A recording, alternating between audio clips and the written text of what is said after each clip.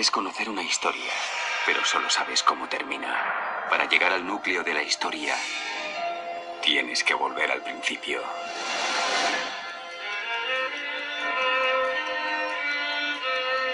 Los profetas de Dios dieron advertencia a los reyes, pero solo unos cuantos prestaron atención y trataron de corregir al pueblo. Josías fue uno de esos reyes que se propuso acabar con el culto a los ídolos y restauró el templo de Jehová, pero los sucesores de Josías no siguieron sus pasos, de modo que Jehová permitió que los babilonios conquistaran Judá y destruyeran Jerusalén y su templo.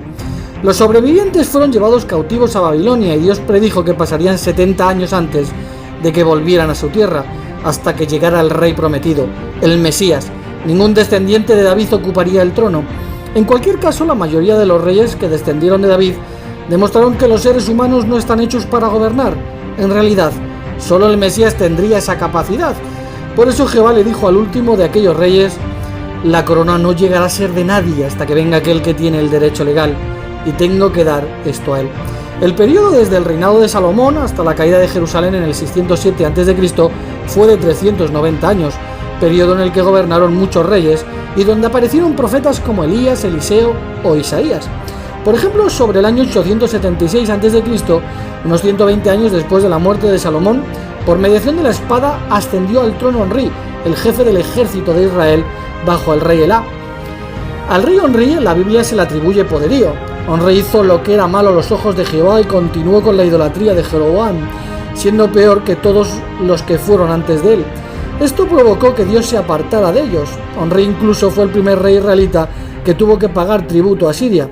Este rey es mencionado en el obelisco negro de Salmansar III, rey asirio, como un rey de Israel. También se encontró una piedra llamada la piedra moabita, cuya inscripción dice en parte: en cuanto a Onrí, rey de Israel, humilló a Moab muchos años. Incluso mucho tiempo después de haber terminado su reinado, los asirios, en reconocimiento a su poder, continuaron llamando a Israel la tierra de Onrí. La historia también recuerda a Jehoás, que fue rey de Judá desde el 898 hasta el 859 a.C. La Biblia cuenta que tras la muerte de su padre, Ocosías, su abuela, la reina madre, Atila, ordenó la ejecución de toda la familia real, tomando posesión del trono. Solo se salvó Jehoás, que era un niño, pues lo escondieron, hasta que años después ungió a Jehoás y se dio muerte a Atila. De este rey se han encontrado inscripciones en Nínive, la capital asiria. Otro de los reyes fue Jehú, que reinó del 841 al 814 a.C. Este fue ungido por el profeta Eliseo, el sucesor de Elías. Después de este suceso, Jehú reveló que había sido ungido como rey de Israel, por lo que el ejército le proclamó rey inmediatamente. Entre otras cosas, este rey acabó con la adoración a Baal en Israel, aunque finalmente no fue del todo fiel a Dios, y este permitió que cayera ante el rey de Asiria. Pero como luchó contra la adoración falsa, Dios le prometió que sus hijos se sentarían sobre el trono de Israel a lo largo de 4 generaciones. Las pruebas extrabíblicas de este rey las podemos encontrar en ciertas inscripciones asirias. Por ejemplo, en una inscripción del rey de Asiria, Salmansar III, que dice que recibió tributo de Jehú. El tributo de Jehú: recibí de él plata, oro, cubos de oro, estaño, un bastón de rey. La Biblia sitúa al profeta Eliseo en aquella misma época. Este profeta realizó muchos milagros gracias al poder de Dios. Por ejemplo, resucitó al hijo de una sunamita, curó la lepra de Naamán, incluso dividió el Jordán golpeando el agua, en total 15 milagros. Eliseo siguió la obra de Elías, atacando de lleno la adoración falsa que tanto desagradó a Dios, donde mostró un gran celo por el nombre de Jehová y por la adoración verdadera. Por su parte, Menahem fue un rey cruel de Israel que reinó desde el año 790 a.C. Este rey arrasó Tifsá y el pueblo recibió un trato cruel. Por ejemplo, a todas sus mujeres encintas las rajó. Este rey hizo lo malo a los ojos de Jehová, fomentando la adoración de becerros, por lo que Jehová retiró su protección. Durante su reinado, el rey asirio Tiglat-Pileser III invadió Israel y le obligó a pagar tributo. Y en una inscripción asiria de este rey se menciona a Menahem de Samaria, de quien el monarca asirio decía haber recibido tributo. Jotán fue un rey de Judá que gobernó sobre el 748 a.C., que hizo lo que era recto a los ojos de Jehová, aunque permitió que continuaran los lugares altos. En su reinado sirvieron de profetas Isaías, Oseas y Miqueas. Aunque para muchos estos profetas son personajes ficticios, es extraño que el rey de la época no lo sea, pues encontró el anillo de sellar con el nombre del rey Jotán. A este rey le siguió su hijo, el rey Acaz, del 761 al 746 a.C., que hizo lo que es malo a los ojos de Jehová. Debido a esto, el gobierno de Acaz tuvo muchas dificultades. La Biblia cuenta que Acaz, en vez de mostrar fe en Jehová, fue a Damasco para rendir homenaje a Tiglat-Pileser III.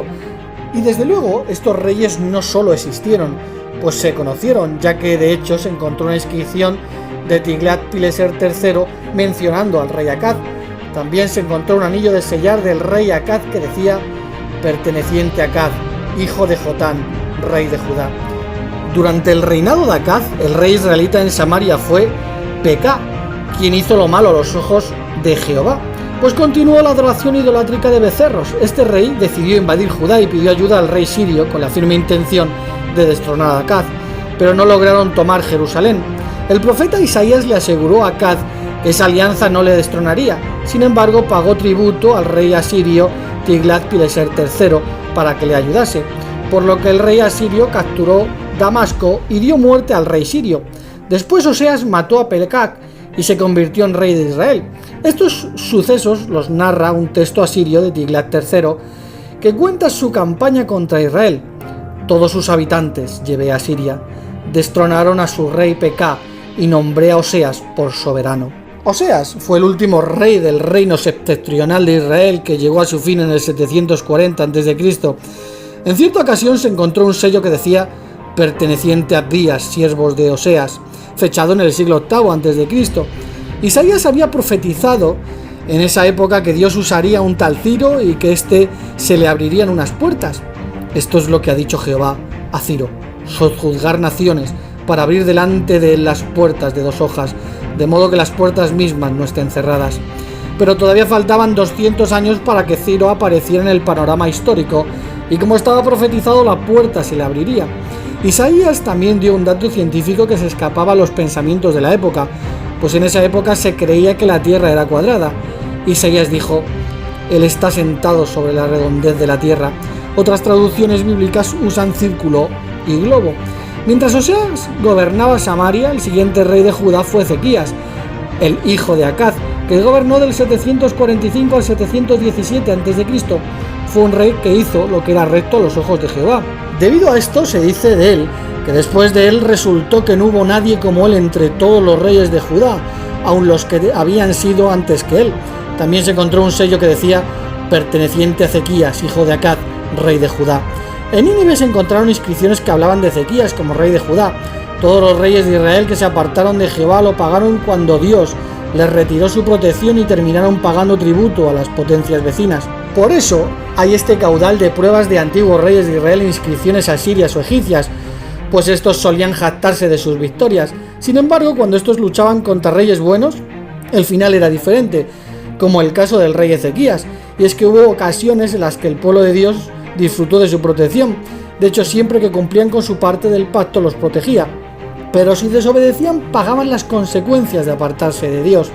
En una ocasión, durante el año 740 antes de nuestra era, Salmansar V atacó Samaria y Asiria y derrotó la capital israelita del reino del norte, en cumplimiento de lo predicho por los profetas de Jehová.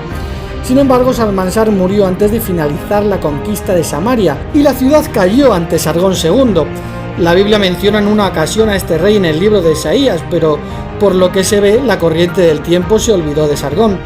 Como no se tenía conocimiento de la existencia de Sargón, la Biblia se inventaba un dato histórico, por lo tanto la Biblia era falsa, hasta que en 1843 unas excavaciones en Jorsabab sacasen a la luz de nuevo al rey que no existió, pues solo la Biblia citaba de él, y se descubrió el palacio de 200 habitaciones y cientos de inscripciones de Sargón, el rey de Asiria, por lo que Sargón sí había existido, y con relación a las inscripciones confirmaron sucesos que la Biblia menciona.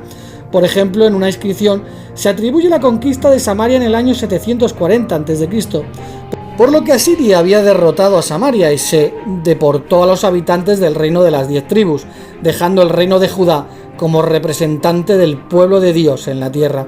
8 años más tarde intentó hacer lo mismo con Judá, por mediación del hijo de Sargón, Senaquerib. Sin embargo, se encontrarían con un problema: Judá era fiel y tenían de parte a Jehová de los ejércitos. Y es que la subida del rey Ezequías al trono de Judá a finales del siglo VIII a.C. fue recordado, entre otras cosas, por el profundo cambio religioso, pues Ezequías acabó con la adoración falsa y se volvió al Dios de Israel. Pero para aquel entonces el reino de Judá no tenía el favor de Dios, pues Acaz, el padre de Ezequías, había hecho lo malo a los ojos de Jehová. Por esa razón Jehová permitió que sufriesen a manos de Asiria. De hecho, Ezequías tuvo que pagar tributo a Sennacherib, y los anales encontrados de este rey asirio lo confirman. En cuanto a Ezequías, el judío, no se sometió a mi yugo. El propio Ezequías me envió a Nínive 30 talentos de oro, 800 talentos de plata, para entregar el tributo y rendir obediencia como un esclavo.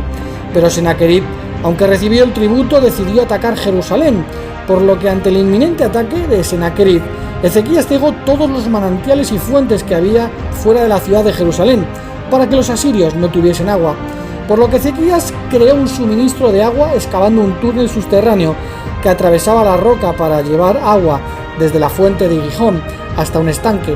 Este prodigio de ingeniería se logró cavando un túnel de 533 metros en el interior de la montaña. Muchos dudaban de este relato. El túnel fue descubierto en 1838 por Edward Robinson. En el túnel se halla una inscripción que registra la construcción del túnel por el rey del reino de Judea. La inscripción fue extraída y ahora está en el Museo Arqueológico de Estambul. Sennacherib insistió en que Jerusalén debía rendirse. El profeta Isaías avisó a este rey y le transmitió las palabras de Jehová: ¿a quién has desafiado con escarnio? ¿Y de quién has hablado injuriosamente? ¿Y contra quién has alzado la voz y levantas en alto los ojos? Es contra el Santo de Israel. Por lo que los enemigos de Judá fueron devastados en una sola noche y por medio de un solo ángel. Así que Asiria sufrió una humillante derrota, perdiendo 185.000 soldados. Así quedó eliminada la amenaza de Sennacherib. Los detractores bíblicos dicen que este suceso es fantasioso, sin embargo los historiadores lo cuentan, aunque es cierto que atribuyen la matanza a asuntos mucho más fantasiosos. Pero la cuestión es qué sucedió. Por ejemplo, la versión de Heródoto es algo distinta, pero coincide en la interpretación milagrosa. Nos cuenta que en vísperas de la batalla, una plaga de ratones hizo estragos en el campamento asirio, royendo los carcajes y los arcos y también las correas de los escudos, en tal forma que al día siguiente, encontrándose los asirios sin defensa y sin armas, huyeron y perecieron en gran cantidad.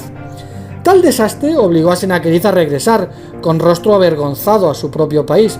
El historiador judío del siglo I, Flavio Josefo, cita al babilonio Beroso y dice: Dios les envió una enfermedad que en la primera noche en que sitiaron la ciudad mató a 180.000 soldados con sus capitanes y centuriones. Así que lo que queda claro es que los relatos de Beroso y Heródoto reflejan el hecho de que las fuerzas de Sennacherib sufrieron una inesperada calamidad en esa campaña contra Jerusalén. Desde aquel entonces, Sennacherib no volvió a intervenir militarmente en Jerusalén. ¿Por qué no se atrevió este jactancioso rey a intentarlo?